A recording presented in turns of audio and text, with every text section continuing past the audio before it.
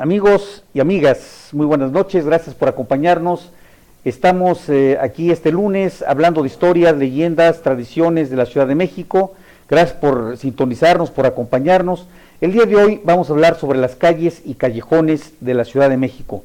Un tema que es interesante porque habla de nuestras raíces, de nuestra historia, de cómo el tema urbano se va moviendo de acuerdo a los intereses políticos, a los intereses religiosos, a los intereses sociales, cómo la tecnología va influyendo en las calles que se abren a los vehículos, primero a los a los carruajes, primero a las personas a pie, luego a las personas a caballo, luego los carruajes, luego los automóviles, y cómo se ha venido transformando todo sistema urbano de la Ciudad de México. Vamos a ver un video, si les parece, un video que habla de la Ciudad de México en el tiempo. Vamos a hablar sobre la calle Madero particularmente, un video que editó el canal 11, canal abierto de la televisión. Vamos a verlo y volvemos en unos segundos. No se vayan.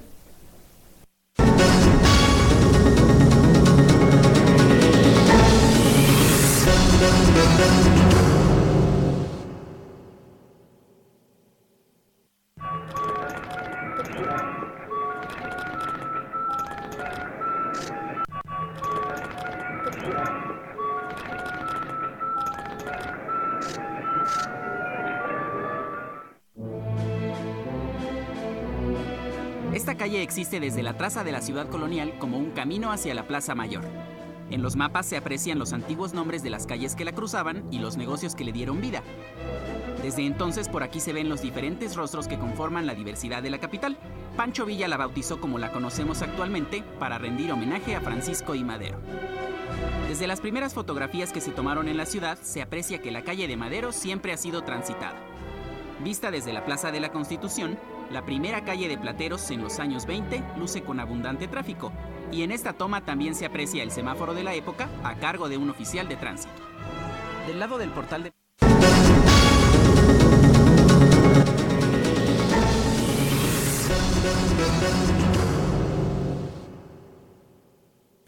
Hay un pequeño problema técnico, se está inclinando mucho la imagen, sí. Seguramente está saturando ahí el internet. Vamos a ver si podemos corregir esta imagen. Creo que es un video interesante.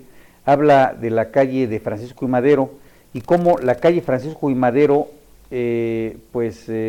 tuvo que el cambio de nombre. Antes se llamaba, ¿cómo? ¿Te acuerdas? Ay, ahorita no me acuerdo. Creo que era la de Plateros.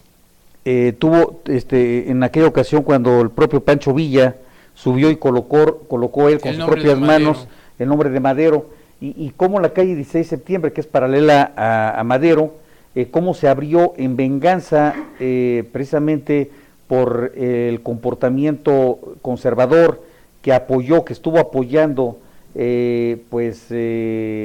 básicamente a los conservadores, y cómo pues los liberales en contraposición y en venganza abrieron la calle partiendo en dos lo que era el convento de San Francisco de Asís. Así es, que era un convento enorme, abarcaba... No, bueno, pues era desde la, todas las casas viejas de Moctezuma, que eran la calle de Moneda, hasta pasando la Alameda, todo eso era el convento San Francisco. Así es. Entonces era una extensión territorial bastante importante, con una infraestructura ya también interesante desde el punto de vista de construcción. Así es.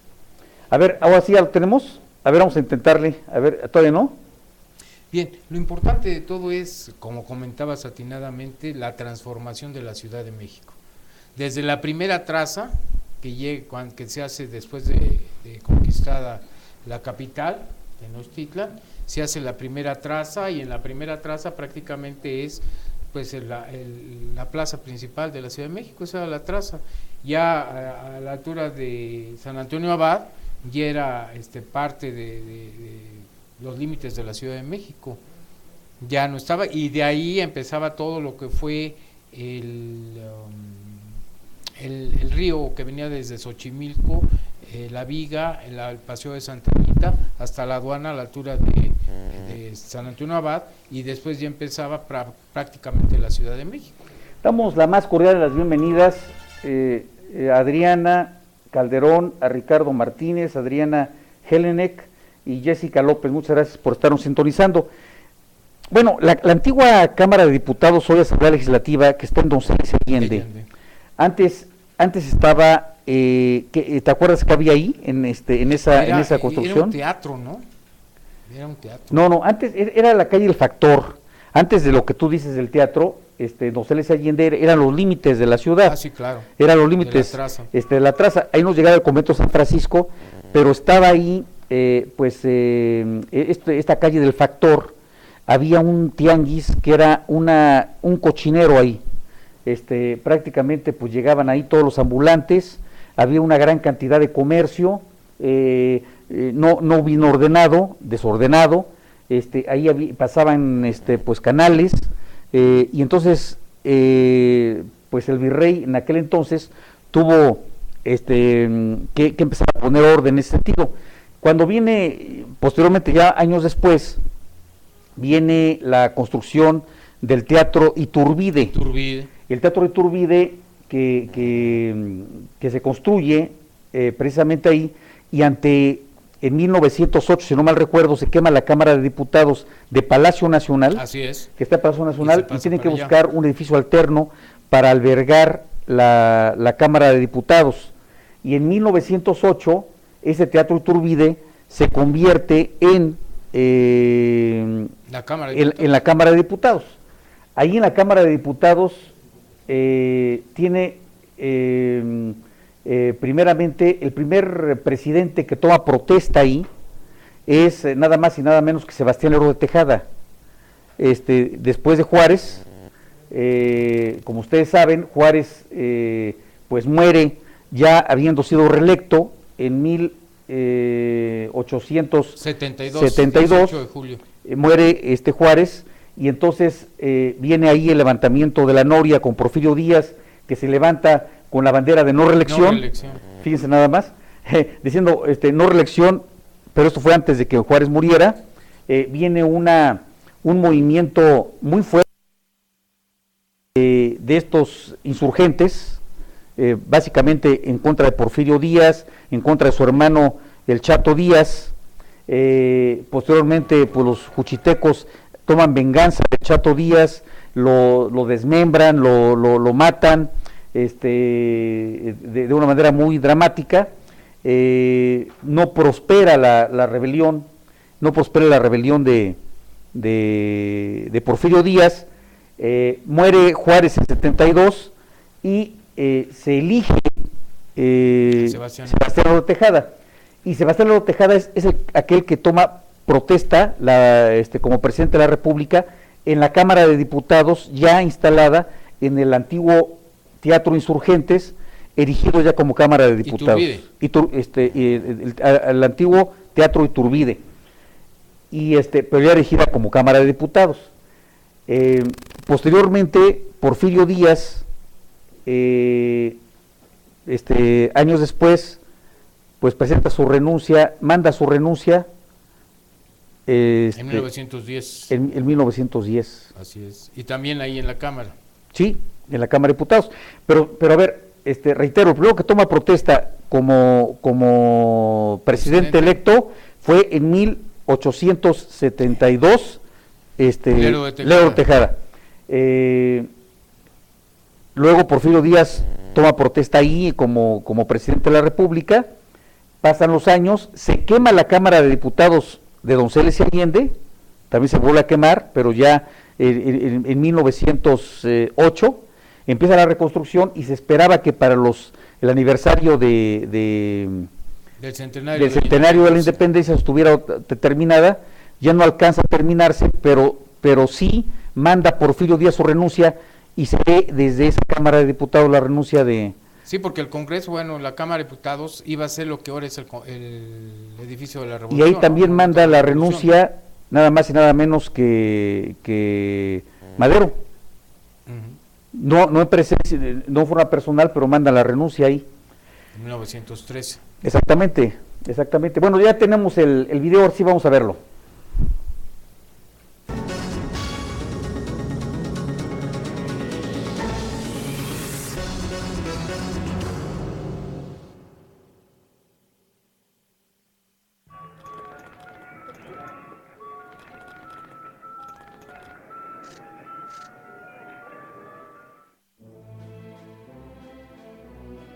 Esta calle existe desde la traza de la ciudad colonial como un camino hacia la Plaza Mayor.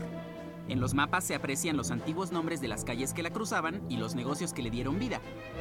Desde entonces por aquí se ven los diferentes rostros que conforman la diversidad de la capital. Pancho Villa la bautizó como la conocemos actualmente para rendir homenaje a Francisco I. Madero. Desde las primeras fotografías que se tomaron en la ciudad se aprecia que la calle de Madero siempre ha sido transitada.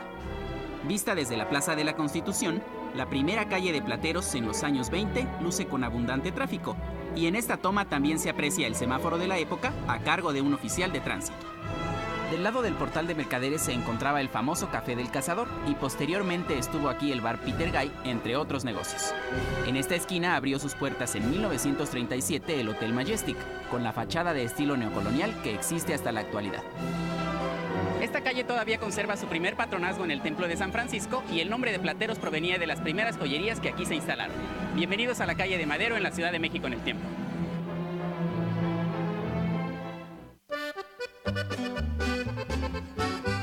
El actual Museo Mexicano del Diseño, como muchos inmuebles de la ciudad, está construido sobre los cimientos de una edificación prehispánica y fue propiedad del conde de Peñasco en el siglo XVIII. En estas imágenes se puede ver a los descendientes de aquella familia celebrando una boda en la Casa de Madero 74. El interior ha pasado por sucesivas remodelaciones desde entonces. Este es el Salón del Virrey, diseñado para recibir al dirigente de la Nueva España. Con el tiempo, este edificio albergó una notaría, una tienda de artículos religiosos y otros locales durante varios años, incluido el Negrito de la Suerte de la Lotería Nacional. En la esquina con la calle de La Palma, que antes se llamó Alcaicería en este tramo, subsisten dos edificios porfirianos. El del lado oriente fue construido por Manuel Francisco Álvarez en 1889. En el cruce con Espíritu Santo y San José el Real, hoy Isabel la Católica, todavía puede verse el Templo de la Profesa, dedicado a San Felipe Neri y construido por Pedro de Arrieta en 1720.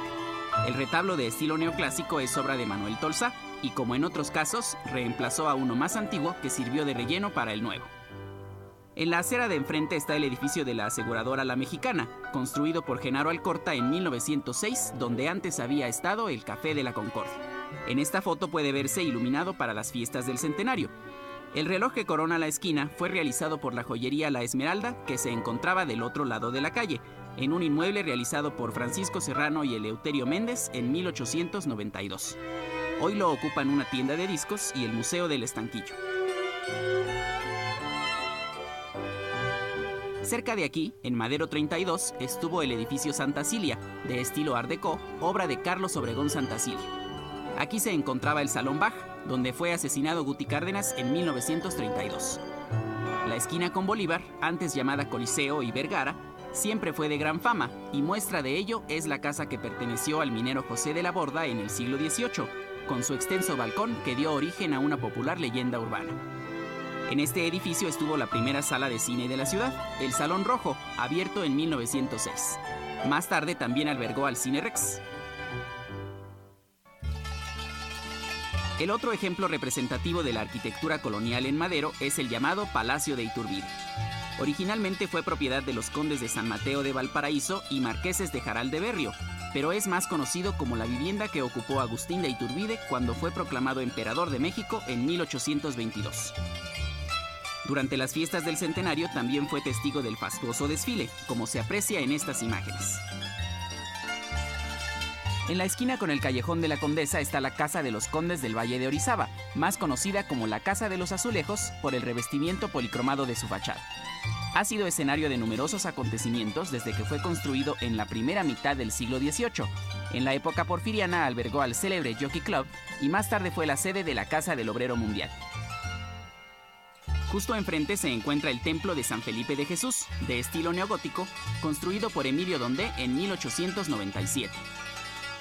El tránsito de carruajes y vehículos ha cedido el paso a los peatones en la calle de Madero. Todos los días pasan por aquí miles de personas que disfrutan del privilegio de recorrerla desde el eje central hasta el Zócalo. Cuando Agustín de Iturbide pasó por aquí al consumarse la independencia, esta calle ya era el camino directo al Zócalo, así como uno de los puntos más transitados de la capital. Nos vemos en la próxima cápsula de la Ciudad de México en el tiempo.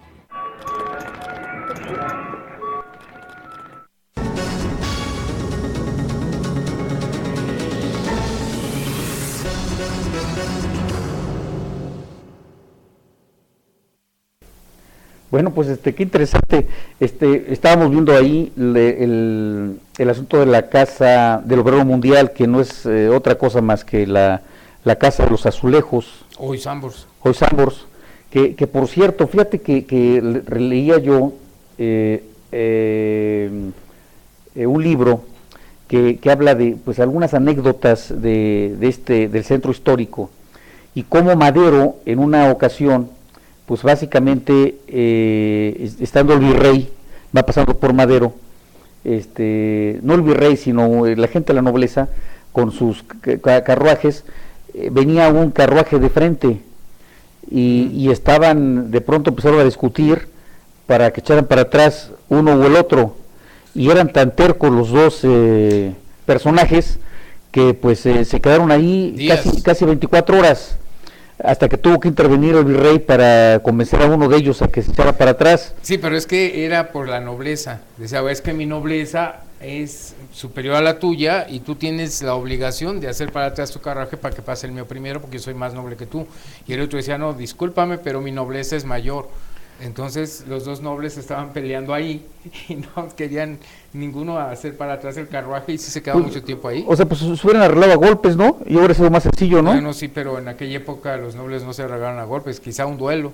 Un duelo, imagínate. Eso sí hubiera estado más... Fíjate lo que encontré, a ver si me siguen, amigos. Dice, Nueva Era, es un artículo, ahorita les voy a decir de dónde lo estoy leyendo, es un libro que se lo recomiendo. Dice, Nueva Era, le gustaba la cocina del Gambrinus. En uno de sus tantos viajes a la Ciudad de México, se lo recomendaron y comenzó a frecuentarlo. Gustavo Madero.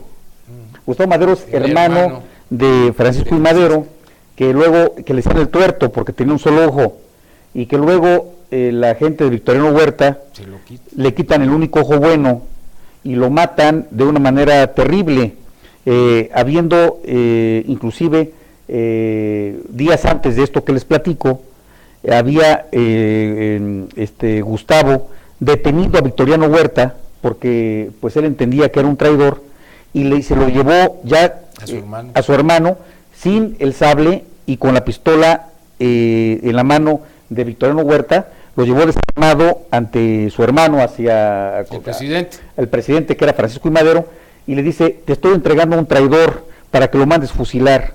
Estaba haciendo una rebelión contra nosotros. Entonces Madero le dice, ¿es cierto eso, general? No, señor presidente.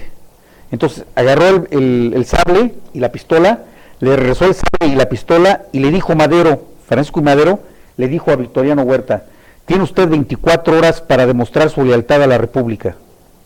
Le regresó su arma y su sable, y a las 24 horas regresó, llega, entró al cuarto donde estaba el presidente, se levantó Madero, dice, ¿qué pasa? Y entonces se dio cuenta que le estaban deteniendo, y le dijo, es usted un traidor, Huerta. Y le dice al general, es usted mi prisionero. Y ahí cambió la historia de este país. Claro.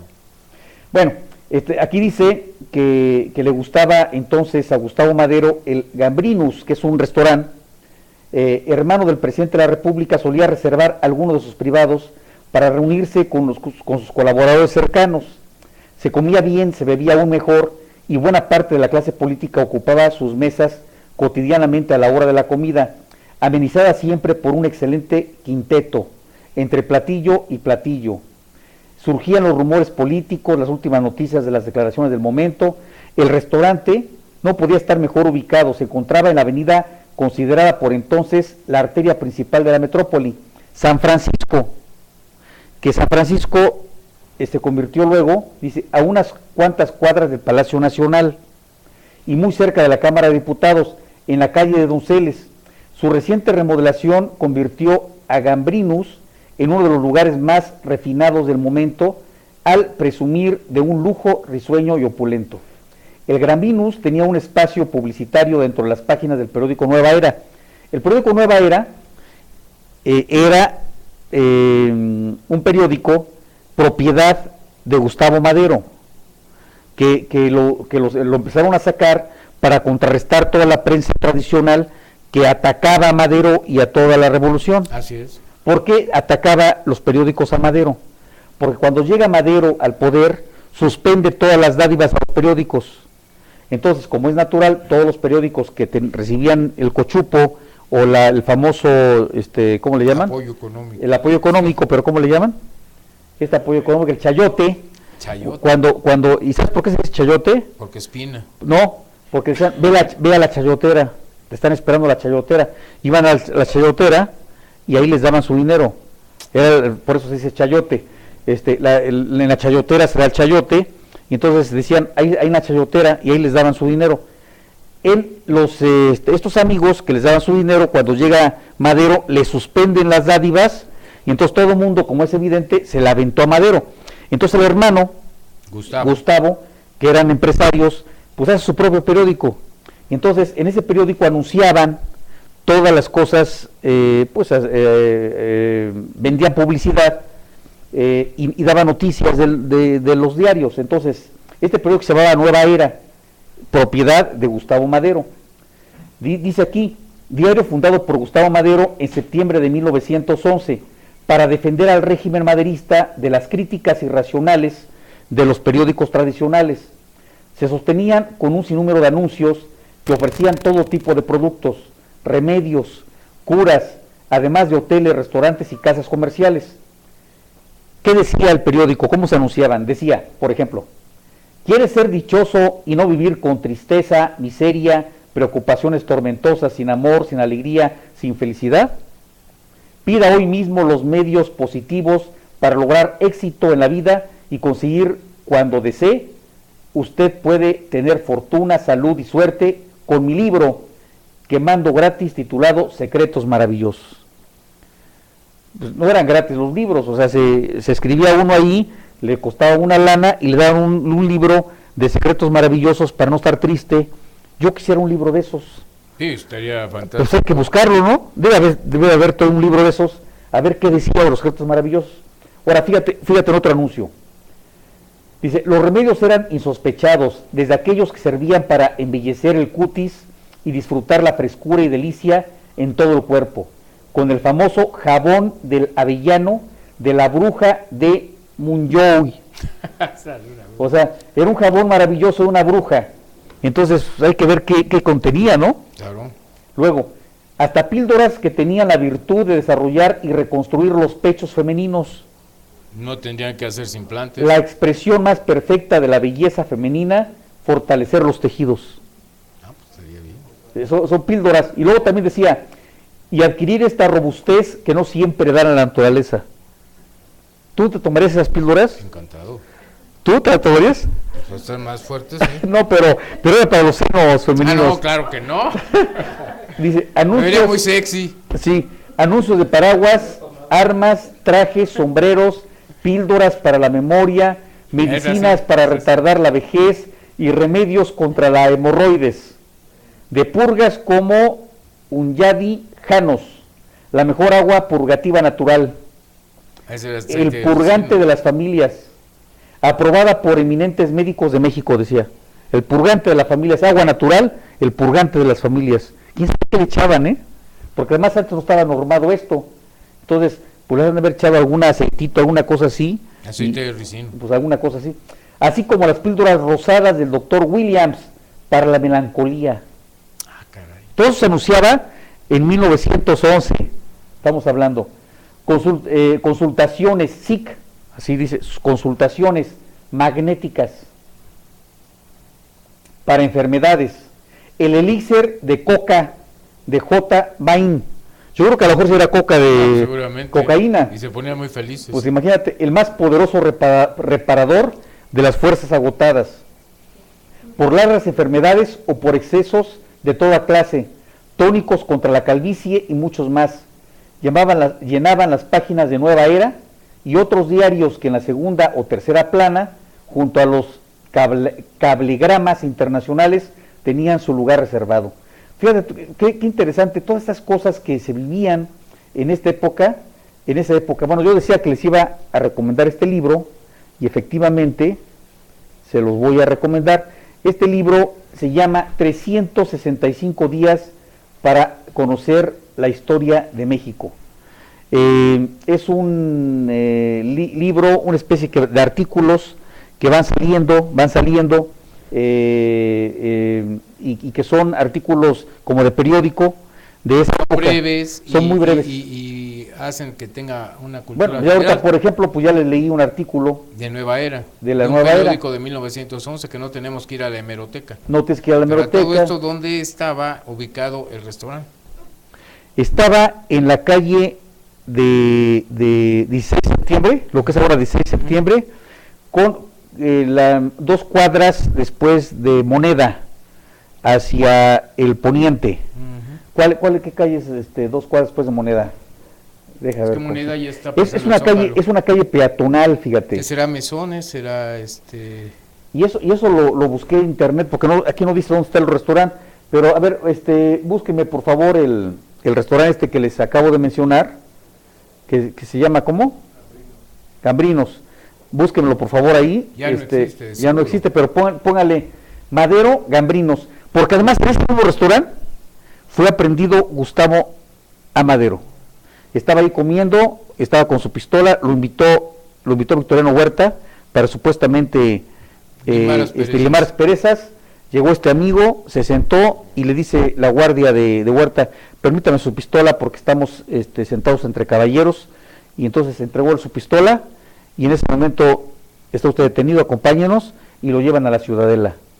Y a partir de la Ciudadela, pues toda la historia, lo golpean, le quitan el ojo bueno, le quitan un ojo bueno, le dejan el ojo malo, luego le quitan el ojo malo también, sí, también se le vaciaron las órbitas, y luego lo mutilan, lo echan en este asunto de estiércol. Imaginen ustedes cuando se entera Francisco Madero, porque le van a avisar que a su hermano lo acaban de matar y todo lo que le hicieron, pues se pone a llorar Madero diciendo: fui un débil, no le hice caso a Gustavo, ahora qué será de nosotros, y se encierra un poco para tratar de inspirarse con aquellos espíritus que lo guiaron toda su vida. Ese era su problema, que muchas veces... La debilidad.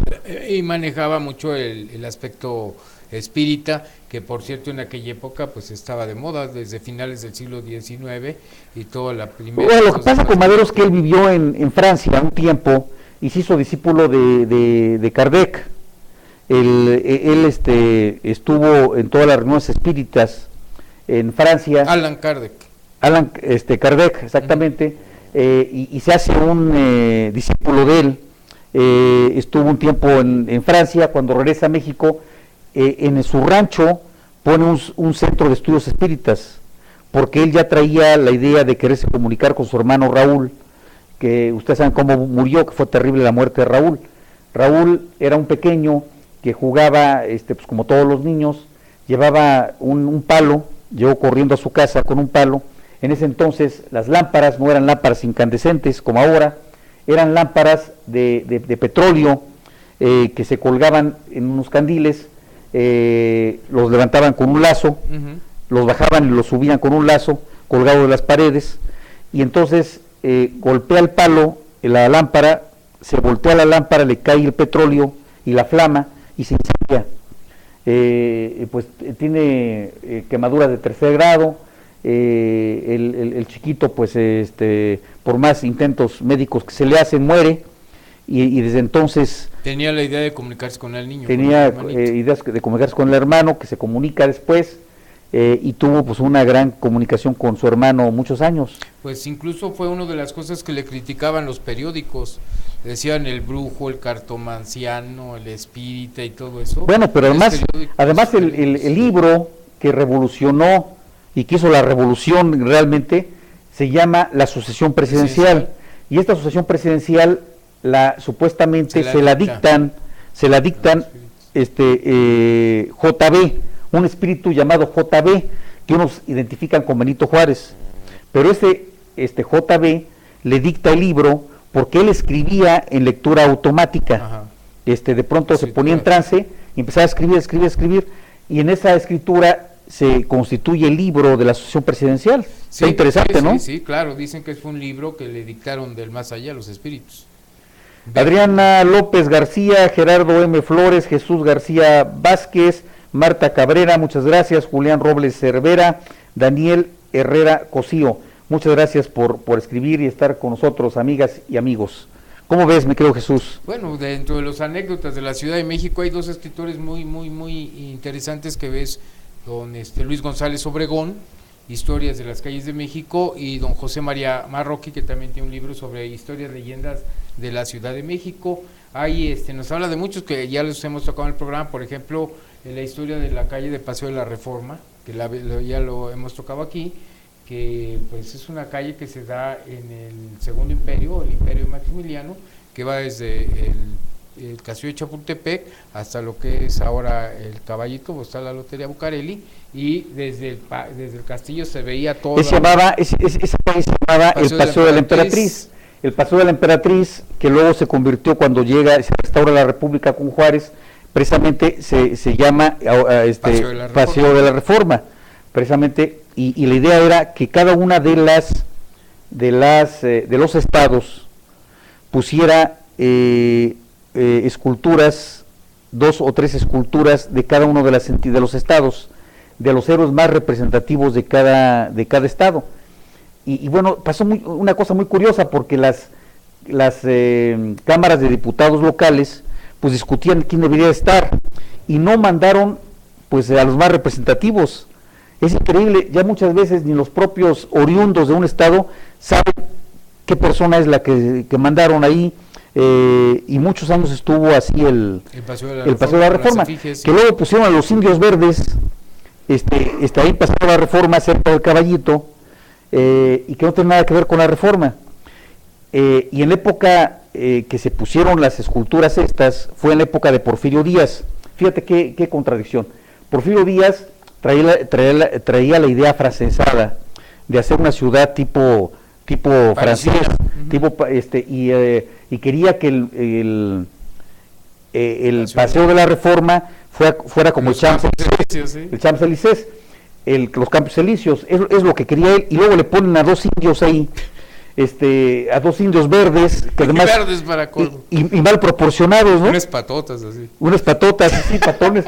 Pues entonces, fíjense nada más cómo se fueron los indios a otro lado, y los fueron echando, y ahora están hasta el final de Insurgentes, ¿no? Siguen igual. Y lo único que saben de los indios verdes es que ya una estación del metro se llama así, pero pues poca gente los conoce. ¿Tú conoces los indios verdes? ¿Cómo son? A ver. Son verdes. ¿Y por qué son verdes, sabes? Está el cobre, y el cobre se oxida y se pone verdoso. Entonces por eso están verdes, no por otra cosa. Fíjate, te voy a leer, si me permiten, amigas, amigos, les voy a leer otro pasaje maravilloso aquí, que se llama Circo, Maroma y Teatro, dentro de los capítulos Circo, Maroma y Teatro. Se llama La Gatita y el Centauro. La Gatita es una actriz, y el centauro Francisco Villa, claro. Vamos a ver qué dice. De mediados de 1914 a finales de 1916, la capital del país vivió un caos absoluto. Tras la caída de Huerta, los revolucionarios se enfrentaron entre sí en una encarnizada lucha por el poder. Durante esos años, la Ciudad de México fue el botín de los distintos grupos armados, cuando no era ocupada por los carrancistas y sus aliados obregonistas. Que por cierto, ¿sabes tú de dónde viene el carranciar? ¿Carranciar? Pues ya ha de venir de Carranza, porque cambiaban los billetes y se agarraban el dinero. Carranciar, dice, carranciatos porque decían que eran medios pillos, por eso viene la carranciar. Dice, bueno, los carrancistas y luego sus aliados, los obregonistas, pero fueron aliados poco tiempo. Sí, porque después se pelea. Porque luego Obregón, pues fue el que le dio Cachirul, allá rumbo a Veracruz al propio Carranza. En 1900, ya no me acuerdo. La tomaban los convencionistas, facción que formaban villistas y zapatistas principalmente. La capital de México padeció finalmente los estragos de la revolución. Muchos negocios cerraron, hubo crisis económica, escasez de alimentos, ajusticiamientos entre los revolucionarios. Los espectáculos también sufrieron y la mayoría de los teatros, carpas y plazas cancelaron sus funciones. La única artista que se atrevió a enfrentar las ocupaciones militares de la capital fue María Conesa. Ah, María Conesa. Que es una... No, famosísima. Famosísima, que se llama La Gatita. María Conesa. La Gatita Blanca, quien a finales de diciembre de 1914 volvió al escenario luego de 2 años de retiro para presentarse en una larga temporada en el Teatro Colón. Tan famosos hicieron sus actuaciones que los revolucionarios decían que al llegar a la ciudad tenían 2 obligaciones: visitar a la Guadalupana en la villa y a la María de Colón. La Conesa fue conocida como la tiple de la revolución y fue admirada por los principales jefes revolucionarios: Villa, Zapata, Pablo González y Obregón, entre otros. En diciembre de 1914, cuando el general Villa ocupó la Ciudad de México, como había ocurrido con todos los generales y jefes revolucionarios, se apresuró a concurrir a las tandas de la principal, pero mostró preferencia por las que representaba la compañía de María Conesa en el Colón.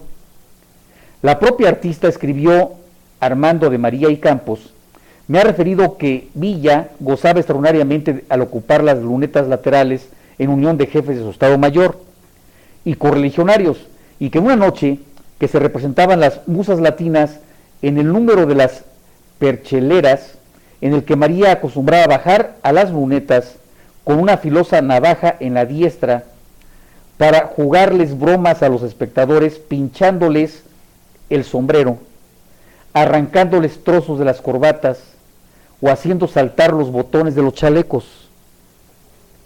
Imagínate nada más que bajaba la actriz y te empezaba a cortar, te cortaba la corbata o el sombrero y todo el mundo aguantaba ahí feliz de la vida. Pues era María Conesa, pues sí, bellísima mujer. Y entre bromas y veras le arrancó con la peligrosa navaja los botones del uniforme militar. Como tenía que ocurrir, Villa se enamoró de la Conesa y trató de satisfacer su capricho, yo diría su instinto sexual. Ante el acoso del Centauro del Norte, la coqueta actriz tuvo que esconderse durante algunas semanas para evitar ser víctima de sus pasiones y deseos. Una vez que el general dejó de la ciudad, María Conesa respiró tranquila y empezó nuevamente sus funciones. Sí, pues era característico de Villa todas las mujeres que tuvo. Imagínate, si era capricho, la Conesa si no se esconde, sí lo logra. ¿Se la lleva a su baile? Sí, así era Villa. Así era Villa, ¿no? ¿Cuántos hijos tuvo? Tienes como 30 y tantos, ¿no? Muchísimos, pero ya no somos los mexicanos así. ¿Ya no? Ya no. No, imagínate. Vamos a ver otro video, no se vayan.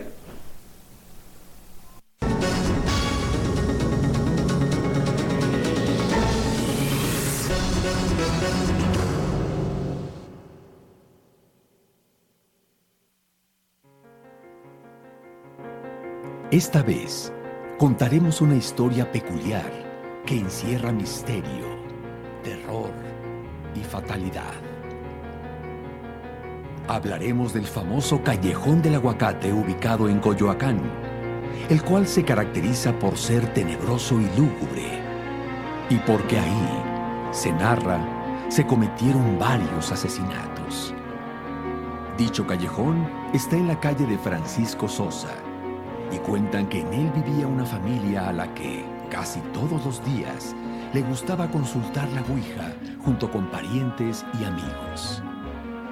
Un día, la tabla marcó que uno de los participantes efectuaría un fraude a los otros jugadores. Ante ello, el padre de familia, como no quiso ser defraudado por nadie, empezó a matar a cada uno de los integrantes, incluyendo a su esposa, y enterró los cuerpos en el jardín. Nadie supo del incidente, hasta que, meses después, otros amigos de dicha persona visitaron a la familia para saber de ellos. ¿Cuál sería su sorpresa que al tocar la puerta nadie respondió? Así que pidieron ayuda a la policía y lograron entrar en la casa. Ahí encontraron los cuerpos de varias personas decapitadas, incluida la del jefe de familia. Desde entonces, se dice que la cabeza del asesino aparece de manera espontánea, colgada en un árbol que se encuentra en la esquina del Callejón del Aguacate. Otra leyenda que encierra este sitio es que en la época de la Revolución fue escondite de unos revolucionarios, hasta que uno de ellos traicionó a los demás y avisó al ejército. Todos murieron, incluso el delator, del que se asegura su espíritu se aparece en las noches, pues su alma no está en paz por ser un traidor. Afirman que su cuerpo está enterrado bajo la barda y que si te colocas en el punto exacto de su morada, llegas a escuchar su corazón. Otra historia alude a que un soldado de la misma época tenía que pasar diariamente por ese lugar para llegar a su casa. Este se percataba continuamente de que un niño siempre estaba ahí jugando. Tiempo después, el infante se acercaba constantemente al militar para jugar con él, pues le encantaba su traje de camuflaje, sus colores y todo el equipo que traía. Al castrense le molestaba que el niño se le acercara con tanta insistencia, por lo que en un momento de desesperación y harto del asedio, el militar tomó al niño del cuello, lo apretó contra la pared y comenzó a ahorcarlo hasta matarlo. Cuenta la leyenda que hasta la fecha se siente la presencia y se escuchan los lamentos del niño. Muchos visitantes afirman que un ambiente tenebroso envuelve al Callejón del Aguacate, pues el asesinato lo atestiguó un monje desde una ventana del claustro, quien desde entonces vigila el pasillo. Del soldado y del cuerpo del niño jamás se supo nada. Muchas personas visitan este lugar para experimentar sensaciones paranormales y escalofriantes. ¿Ustedes visitarían el Callejón del Aguacate?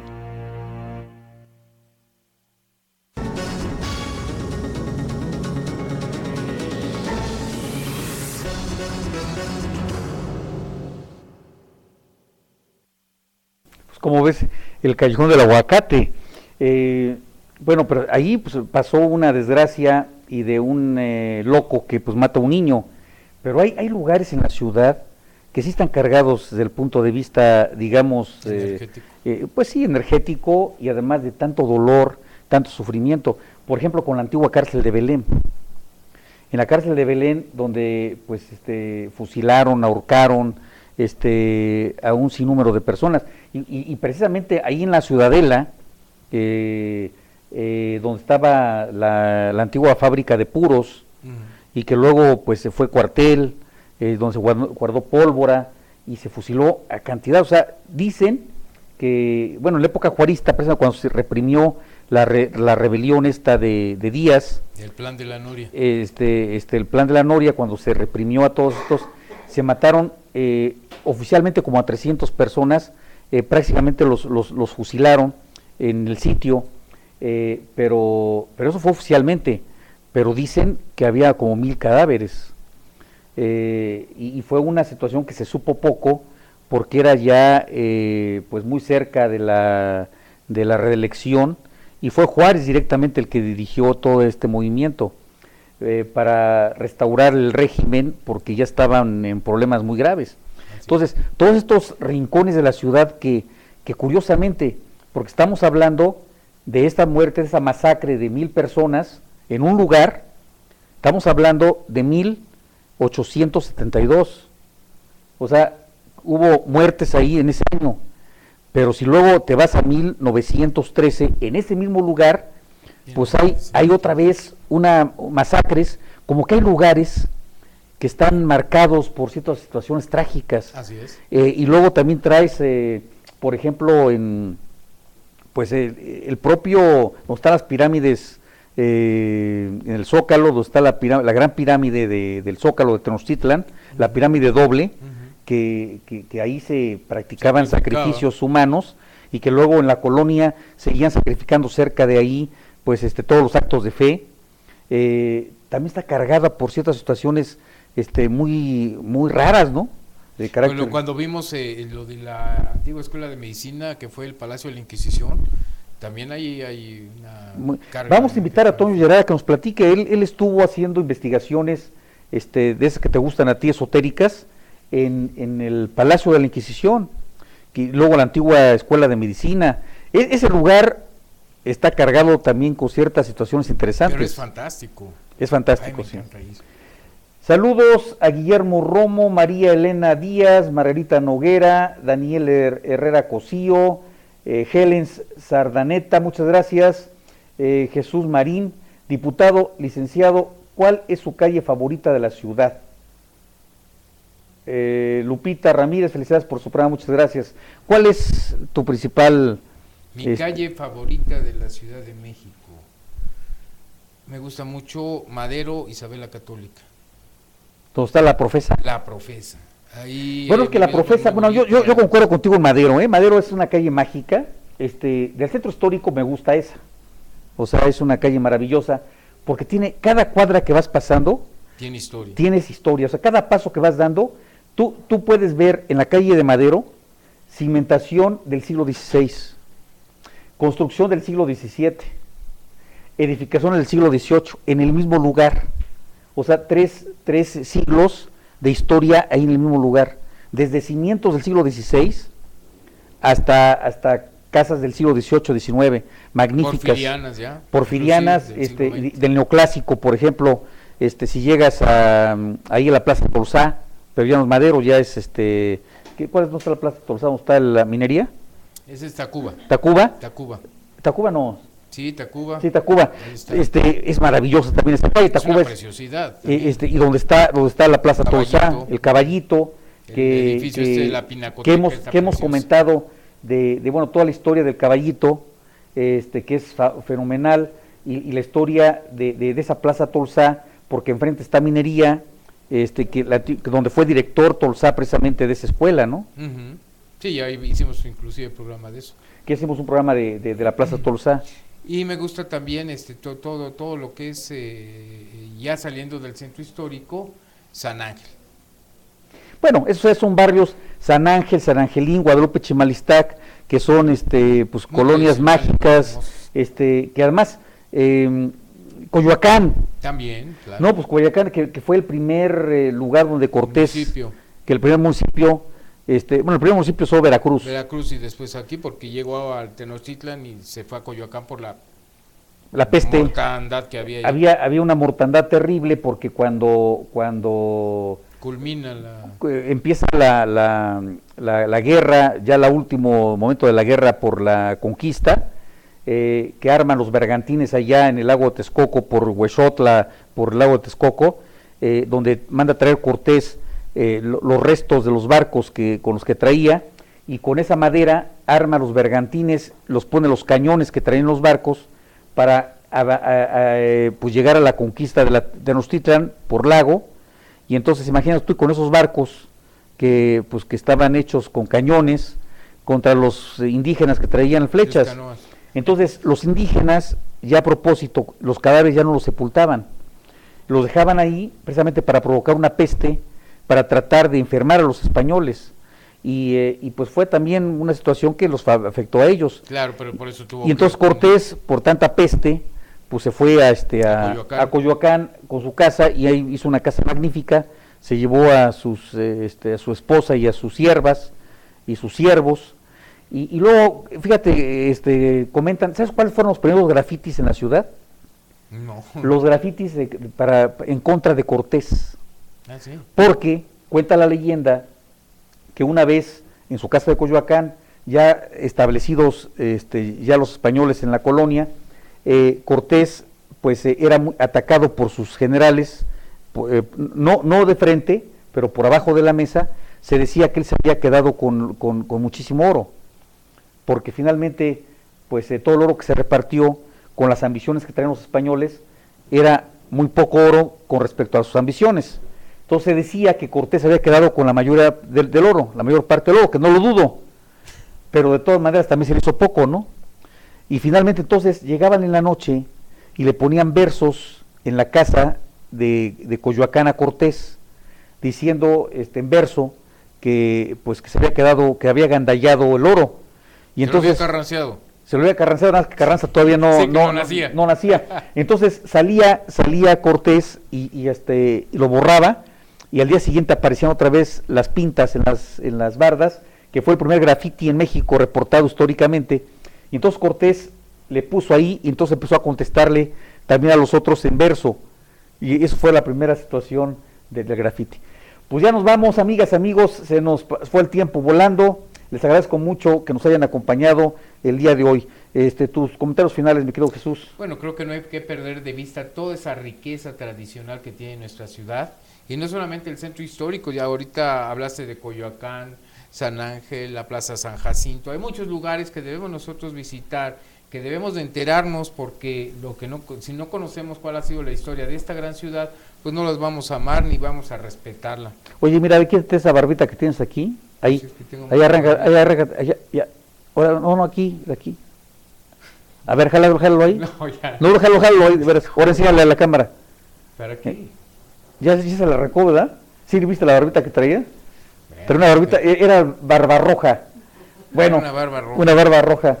Amigos, amigas y amigos, nos vamos. Que tengan muy buenas noches y nos vemos en la próxima. Saludos cordiales.